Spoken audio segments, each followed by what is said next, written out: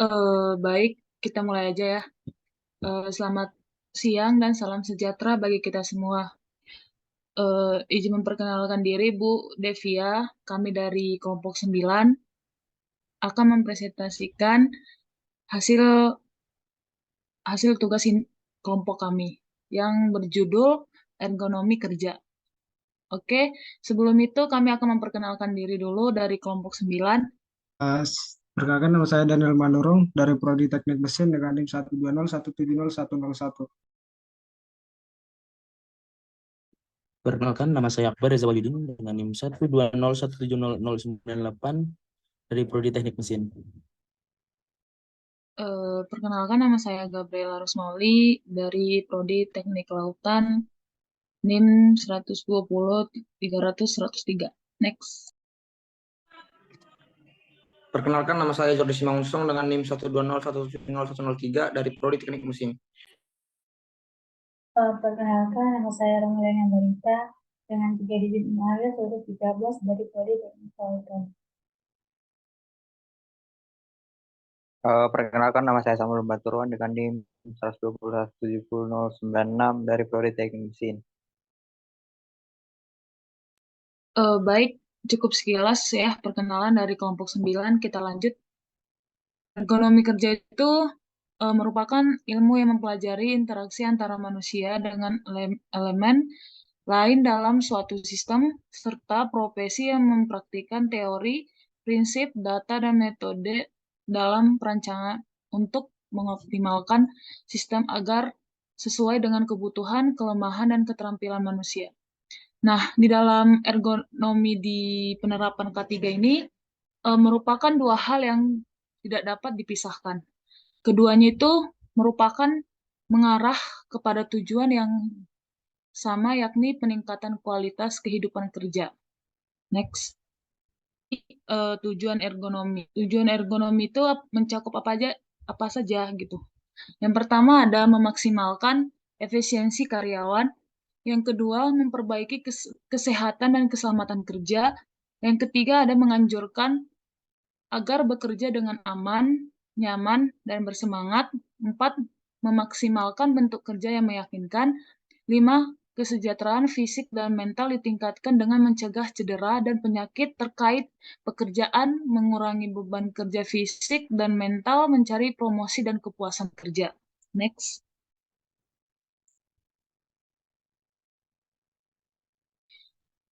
Oke, setelah kita dapat tujuan ergonomi itu apa, kita harus tahu ya, manfaat ergonomi itu dalam K3 itu seperti apa.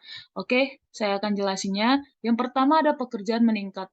Misalnya dalam kecepatan, akurasi, keamanan, dan pengurangan energi setiap saat bekerja. 2. Waktu yang berkurang. Begitu pula biaya pelatihan dan pendidikan. 3. Optimalisasi sumber daya manusia dengan meningkatkan keterampilan yang diperlukan. 4. Efisiensi waktu agar tidak terbuang percuma. 5. Kenyamanan karyawan saat bekerja meningkat.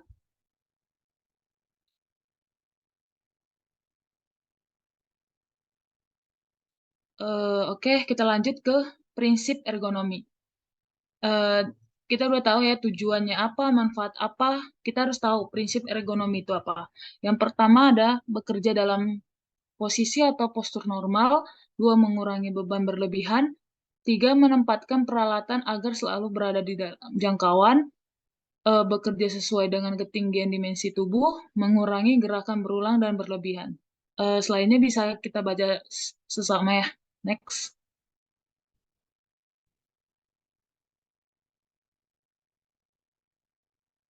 Di sini ada daftar periksa ergonomi.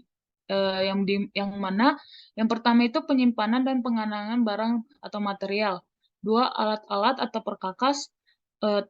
Faktor keamanan pada mesin produksi. 4. Penyempurnaan rancangan meja kerja. 5. Pencahayaan di tempat kerja. Bisa dibaca lagi dengan saksama ya. Next.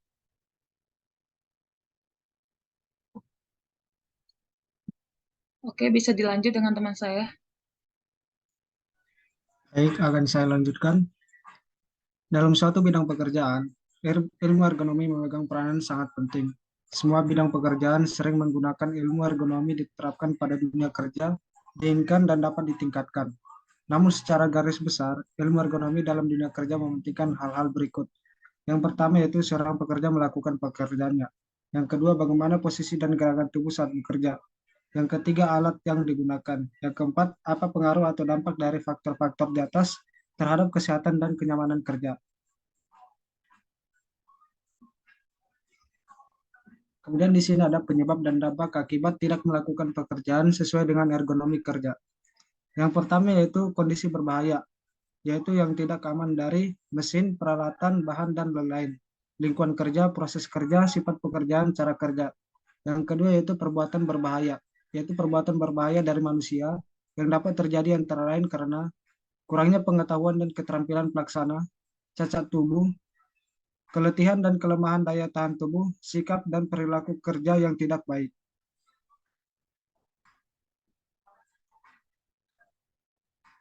Kemudian ada faktor yang mempengaruhi ergonomi.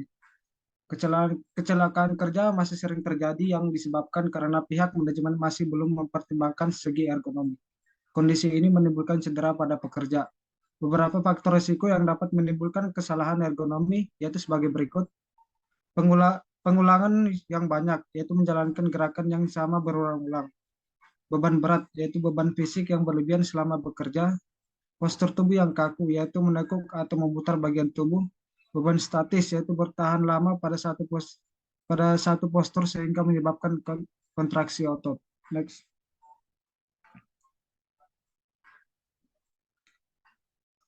Kemudian faktor yang mempengaruhi ergonomi selanjutnya yaitu semua sektor pekerjaan berisiko untuk terkena LBP. Apabila pekerjaan tersebut ada posisi tubuh membungkuk, berputar, duduk atau berdiri yang lama, mengangkat, menarik, atau mendorong beban. Yang pertama yaitu faktor risiko di tempat kerja. Sikap tubuh dan desain tempat kerja, postur janggal, faktor gerakan, faktor psikososial. Yang kedua itu faktor individu. Usia, jenis kelamin, kebiasaan, aktivitas, status gizi.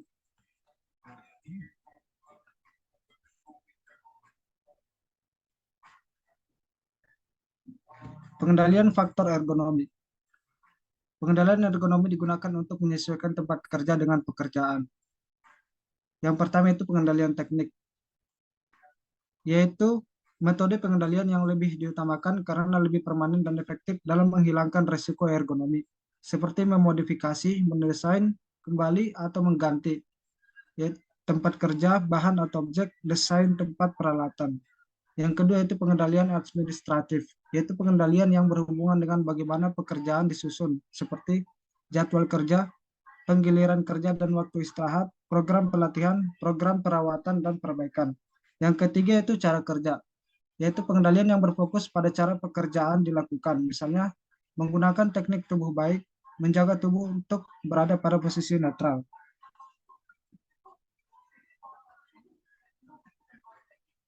Kemudian yang keempat yaitu desain kantor kerja. Kantor kerja harus mudah disesuaikan untuk mengakomodasi pekerja dalam melakukan tugas. Yang kelima yaitu pelatihan. Pelatihan harus memungkinkan setiap orang untuk mengenali faktor risiko dan memahami prosedur yang digunakan untuk meminimalkan risiko. Pelatihan penyegaran harus disediakan setiap tahun dan pelatihan ulang harus dilakukan ketika personil ditugaskan ke pekerjaan baru dengan risiko yang berbeda atau risiko baru ditemukan. Selanjutnya akan dilanjutkan oleh teman saya.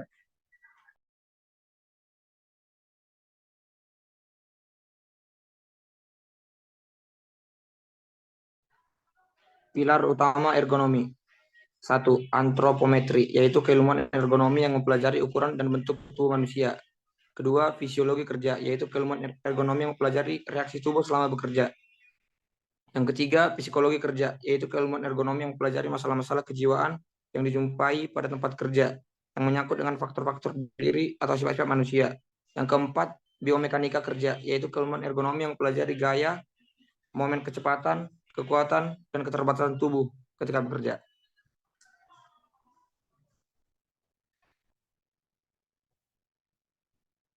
Aspek-aspek ergonomi. 1. Faktor manusia.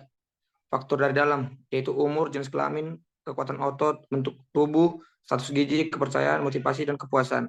Faktor dari luar yaitu penyakit, lingkungan kerja, sosial, adat istiadat, jenis pekerjaan, peralatan, bahan baku, dan proses produksi.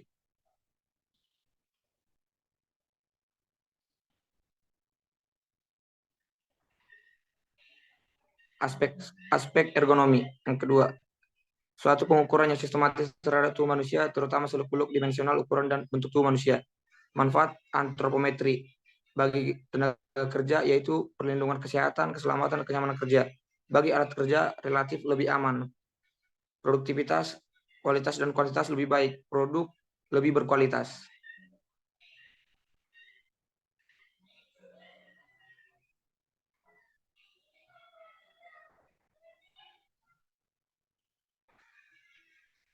Aspek-aspek ergonomi yang ketiga, yaitu sikap tubuh dalam bekerja. Hubungan tenaga kerja dalam sikap dan interaksinya terhadap sarana kerja akan menentukan efisiensi, efektivitas, dan produktivitas kerja, selain SOP yang terdapat pada setiap jenis pekerjaan.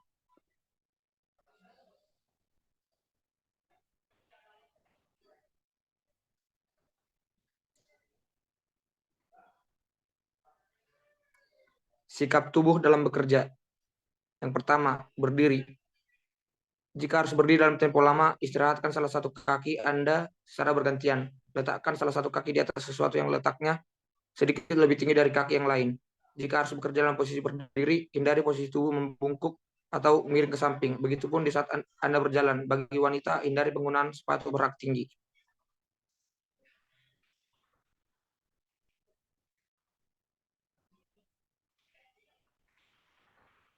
Sikap kedua yaitu duduk. Pilihan kursi yang dapat mendukung bagian belakang tubuh Anda posisi yang benar dan nyaman. Kosongkan isi kantong belakang celana Anda agar tidak mengganggu keseimbangan bagian belakang tubuh Anda, karena dompet yang tebal di kantong celana bagian belakang dapat membuat nyeri pinggang karena adanya tekanan terhadap otot pantat secara terus-menerus. Selanjutnya akan dilanjutkan oleh teman saya. Sikap tubuh dalam bekerja yang ketiga yaitu mengangkat benda. Yang terbaik dalam mengangkat benda adalah posisi pengangkatan secara diagonal. Kita dapat melihat sesuai dengan gambar yang sudah tertera, dan untuk keterangannya boleh kita baca dengan ini. Kemudian membawa benda. Pastikan benda selalu menempel pada tubuh selama mengangkat dan membawanya.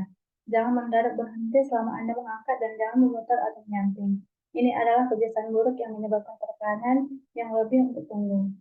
Untuk ilustrasinya sudah diterapkan di samping.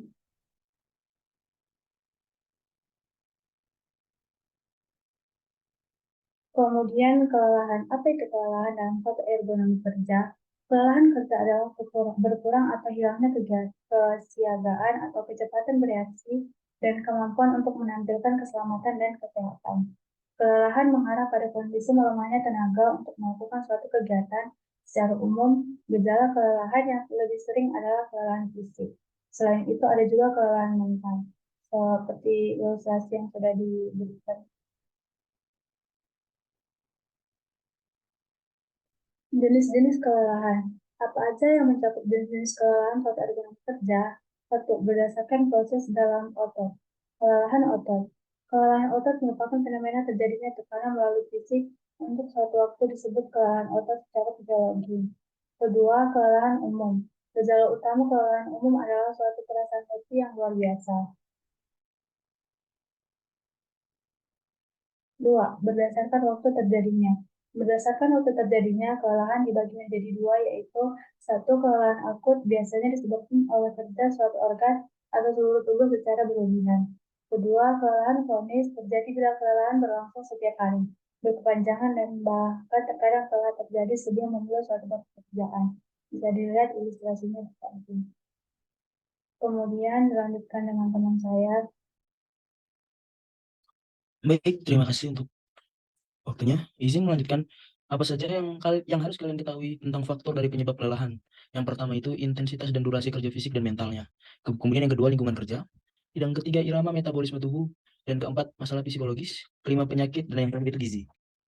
Boleh next.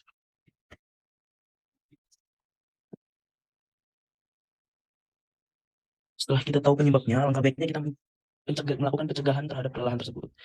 Hal-hal yang dapat kita lakukan yaitu menggunakan secara benar waktu istirahat kerja, kemudian melakukan koordinasi yang baik antara pimpinan dan karyawan, Kemudian mengusahakan kondisi lingkungan kerja sehat, aman, nyaman, dan selamat. Kemudian mengusahakan sarana kerja yang ergonomis dan memberikan kesejahteraan dan perhatian yang memadai. Kemudian yang terakhir merencanakan rekreasi bagi seluruh karyawan. Oke, kemudian kita akan masuk ke dalam lingkungan kerja ergonomi. Dalam menciptakan lingkungan kerja yang baik, dibutuhkan beberapa konsep seperti yang pertama, efektif, bekerja dengan efektif sehingga target terpenuhi, kemudian nyaman, pekerjaan tidak gampang lelah, aman, timbul rasa aman dan tidak was-was dalam bekerja, sehat, kondisi di mana karyawan merasa tidak sakit, dan efisien, bekerja dengan gerakan, usaha, waktu, dan kelelahan yang sedikit mungkin. CDT atau kumulatif trauma disorder. Dari berbagai poin di atas, apabila tidak tercapai, maka akan banyak keluhan dari kegalauan poin tersebut. Maka akan muncul CTD, yaitu trauma dari keadaan yang tidak teratur. Misalnya ini muncul karena terkumpulnya kerusakan kecil akibat trauma berulang yang membentuk kerusakan cukup besar untuk menimbulkan rasa sakit.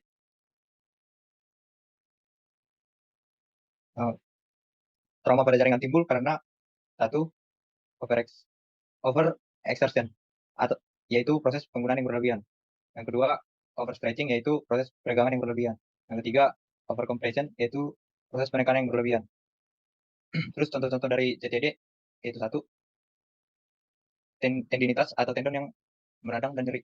Yang kedua, rotator cuff, tendinitas atau salah satu lebih RCT pada bahu meradang. Yang ketiga, tenosynovitis atau pembengkakan pada tendon dan sarung tendon. Yang keempat, carpal tunnel syndrome. Yang kelima, epikondilitas atau peradangan pada tendon di siku. Dan yang terakhir, white finger, yaitu pembuluh darah di jari rusak. Oke, next.